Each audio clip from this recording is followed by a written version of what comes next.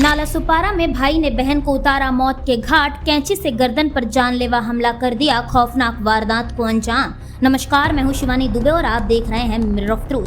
बीते दिनों हमने आपको खबर के माध्यम से बताया था कि किस तरीके से नालासोपारा पूर्व के संतोष वन में स्थित एक चौल में 7 साल की अंजलि की लाश पाई गई थी और लगातार मासूम की मौत पर सस्पेंस बना हुआ था। फिलहाल इस पूरे मामले पर से पर्दा उठ चुका है। पुलिस की जांच में इस बात का खुलासा हुआ है कि अंजलि की हत्या उसी के बड़े भाई मनीष शर्मा ने की है। पुलिस द्वारा मिली जानकारी के अनुसार अंजलि के माता पिता काम पर गए हुए थे। दोनों भाई घर में अकेले थे। अंजलि घर के बाहर खेल रही थी। उसी वक्त उसके बड़े भाई ने अंजलि से खाना खाने के लिए कहा, लेकिन अंजलि ने इनकार कर दिया और बाहर खेलने जाने को लेकर दोनों में झगड़ा शुरू हुआ। ये झगड़ा इतना बढ़ गया कि 13 वर्षीय मनीष ने गुस्से में अपनी बहन अंजलि के गर्दन पर घर में रखी छोटी कैंची से वार करना शुरू कर दिया, जिसके चलते घंटों तक तड़पने के बाद अंजलि ने जगह पर ही दम तोड़ दिया। सूत्रों की माने तो अंजलि के शरीर पर लगभग 6 से 7 वार किए गए थे। इस पूरे हत्याकांड को अंजाम देने के बाद 13 वर्षीय मनीष ने खुद चौल में हल्ला मचाया कि अंजलि स्टूल से गिर गई है और उसके शरीर से खून निकल रहा है। फिलहाल आरोपी भाई पर संबंधित धाराओं के तहत कार्रवाई की जा रही है। आइए देखिए इस पूरे मामले में पुलिस ने हमें क्या कुछ जानकारी दी।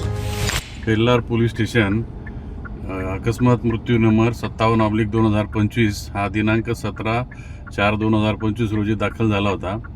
सदर अकस्मात मृत्यूमध्ये मिथुन गौरी शंकर शर्मा वय 39 वर्ष राहणार संतोष भवन नालासोपारा याने खबर दिली होती की तो आणि त्याची पत्नी कामावर गेले असताना त्याची मुलगी 7 वर्षाची मुलगी ही घरात किचन ओट्यावरून पडून आणि तिच्या मानेला याची चिमटा लागून ती मयत झालेली आहे।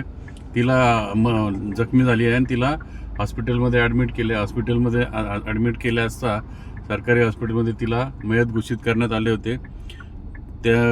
परंतु डॉक्टरांनी तपासणी केली असता त्यामध्ये काहीतरी संशयास्पद गोष्टी आढळून आल्या आणि हा मृत्यू तिच्या मानेला काहीतरी जखमा होऊन झाला असल्याचे डॉक्टरांनी अभिप्राय दिल्याने मध्यवर्ती गुन्हे शाखेचे वपोनी कुराडे व त्यांच्या पथकाने सखोल तपास केला आणि घरामध्ये तिच्याबरोबर तिचा 13 वर्षाचा जो भाऊ होता त्याच्याकडे कसून चौकशी केली असता तिच्या भावानीच त्या दोघांच्या किरकोळ वादातून